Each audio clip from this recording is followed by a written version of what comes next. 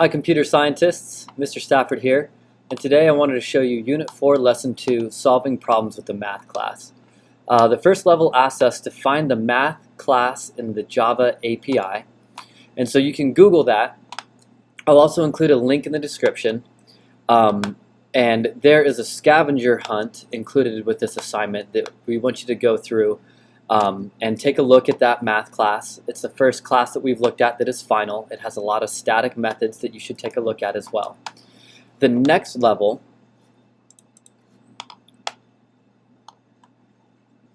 has us walk through these instructions. And so it says, start by importing and creating a scanner object, writing a program that achieves the following. Okay, so to do, right up front we need to import the scanner class. So we do import java.util. And I like to do the star because we get every single class from the util package with the star. You can also just include the scanner class in replacement of that star. Okay, step number one, it says above step number one, we need to create the scanner class, create a scanner object, excuse me. So I go scanner input equals new scanner system.in, and then we need to prompt the user to enter a number and then print out the absolute value of that number using math.absoluteValue. So I'm going to prompt the user to enter a number right now. So I'm going to do system.out.print enter a number,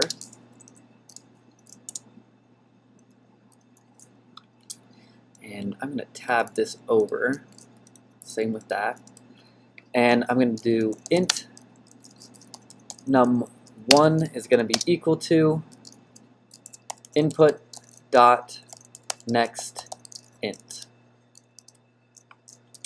and then it's asking me to print the absolute value of the user's input. So I'm going to reprint that system.out.print, and I'm going to do a print line.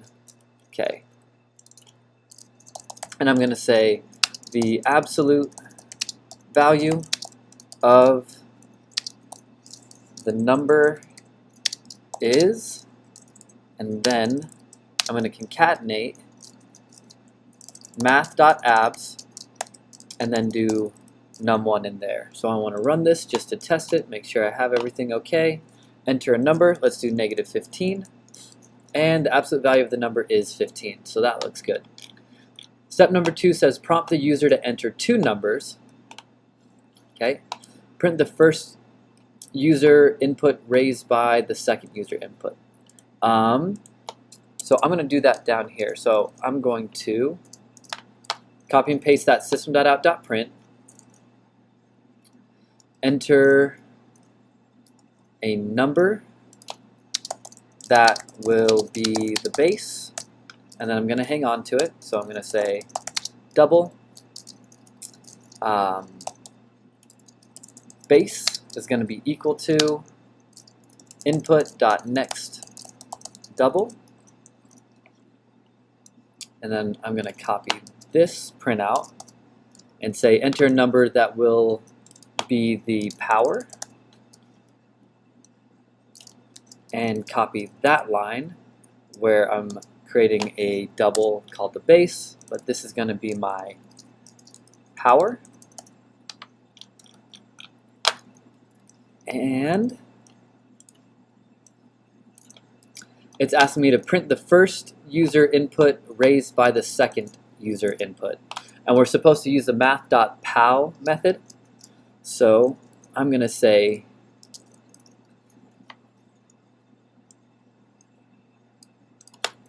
base and concatenate that to raised to the power of my power is, and then I'm going to do math.pow base comma power. And let's test that.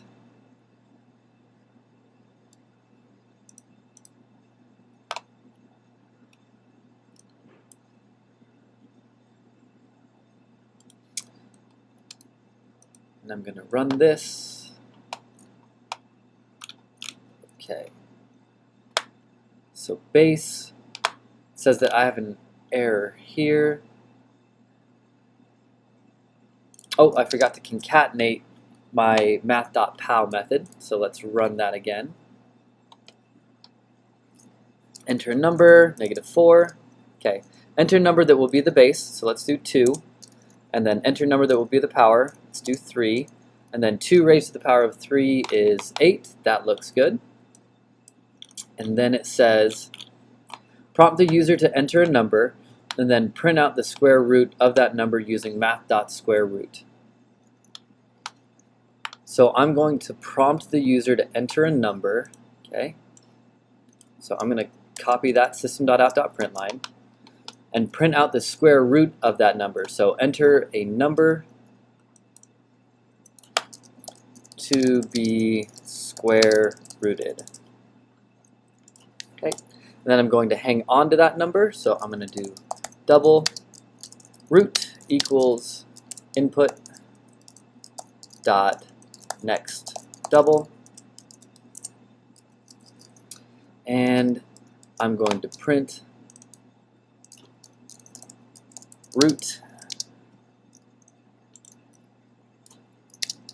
square rooted is, and then I'm going to concatenate math.sqrt and root. All right, let's run this. So enter a number, I'm going to do -7, and the absolute value is 7. Let's do 5 for the base and 3, which should be 125. I don't like this printout, so I would do print line on line 21 for me. It says enter a number to be square rooted. Let's do 64, and that should be 8. Okay, that looks good. Click finish.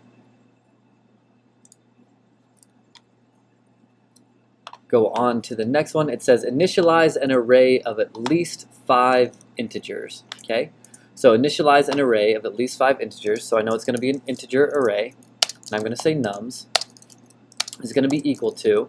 Then I'm just going to initialize it with 1, 2, 3, 4, and 5. And then it says traverse the array and print out the absolute value and the square root of each element. So print the absolute value and square root of each element. So I'm going to traverse it with a for loop. And let's do int n for all of nums. I'm doing an enhanced for loop. And then I'm going to do a system.out.print.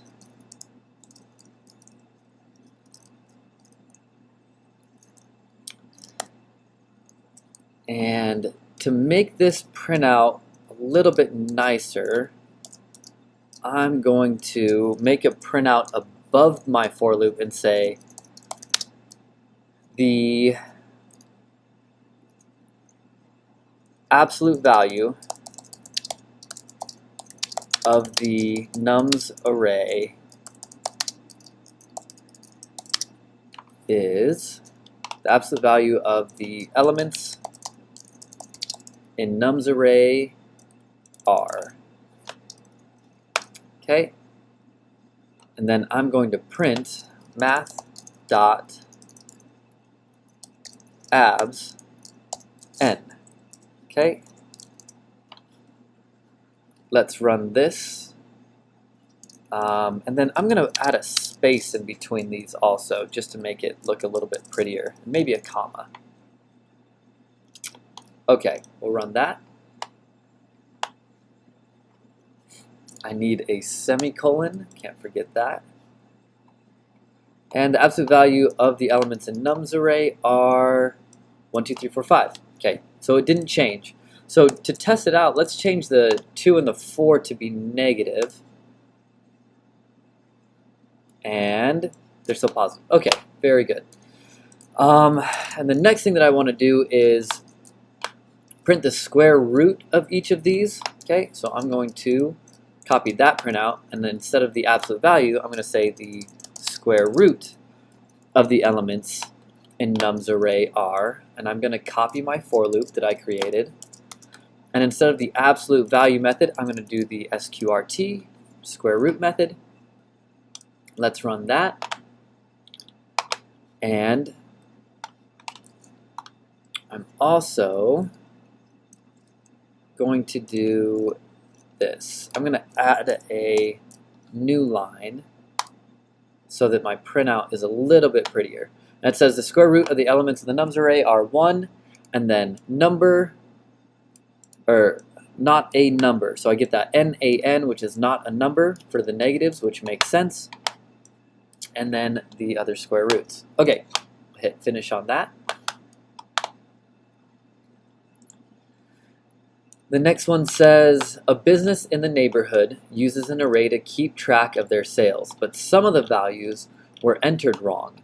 They were entered as negative numbers. So, using the math class, we need to initialize a new array that will contain the correct sales values. Okay, so we initialize a new array for the correct sales information. So I'm going to say that it's a double array, and I'm going to say correct sales is going to be equal to a new double array with the same size as sales. So sales dot length.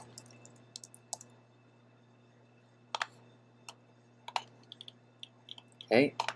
The next thing it wants me to do is initialize a string to contain the new sales information. So I'm going to say string info is going to be equal to, and then it tells me what to initialize it over here. It says the correct sales values are, so I'm going to copy that, paste it here. Don't forget my semicolon this time. The third step says traverse the original array and fill the new array with the correct sales values. So I'm going to do a for each loop again, and I'm going to say int n. They're not ints, they're doubles, so I got to do double, and I'm going to say d for sales. And if I do a for each loop, I need to reference the index for all of the correct sales, because that's what I'm going to fill it in for. So if I do a for each loop, I probably should have done a traditional for loop, but that's okay. I'm going to do int I equals 0, and I'm going to increment I every single time so that I can reference the correct index of correct sales. So I'm going to do correct sales at index I is now going to be equal to math.absolute value of D. And D is going to represent each element of the sales array each time I iterate through. Okay, so fill in the new array with the correct sales and concatenate the new sales value to the string. So what I need to do with my info string is I need to do info plus equals correct sales at index I. And again, I want to make it look good, make the string look good, so I'm going to put a comma and then a space after it. And then it says print the correct string which contains the correct sales values. So that's what I'm going to do under this comment. So let's do a system.out.print. And I'm going to print info. We'll run this. And I have this set of numbers compared with the original. Make sure we've got them all, they're all positive, and it looks like they are. Click finish. The last level says write a program that allows the user to enter two values and to print a string consisting of the first value raised to every power starting with 0 up to the second value that was entered. Okay, and then it gives me an example. But I'm going to go through some of these comments, and it says import the scanner class. So I'm going to do import java.util.star, create a scanner object. So I'm going to say scanner scan equals new scanner system.in. We need to get two values from the user, so I'm going to prompt the user with the system.out.print, and I'm going to say enter a value, and I'm going to hold it as a double because I'm going to allow my user to enter a double. So double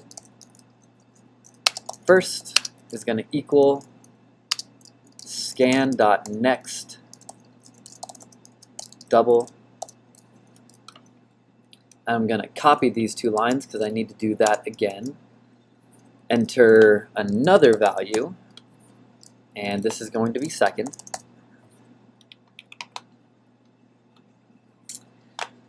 And it says, okay, so print a string, excuse me, print a string consisting of the first value raised to every power starting with 0 up to the second value that was entered. So, for example, if the user enters 2 and 3, it should print 1, 2, 4, and 8. And what that is, it's 2 to the 0 is 1, 2 to the first is 2, 2 to the second is 4, and 2 to the third is 8. Okay, so I'm going to loop. I need a loop here, so I'm going to go for int I equals, and I'm going to start with 0. So what I is going to represent is my power. What I is going to represent is my power.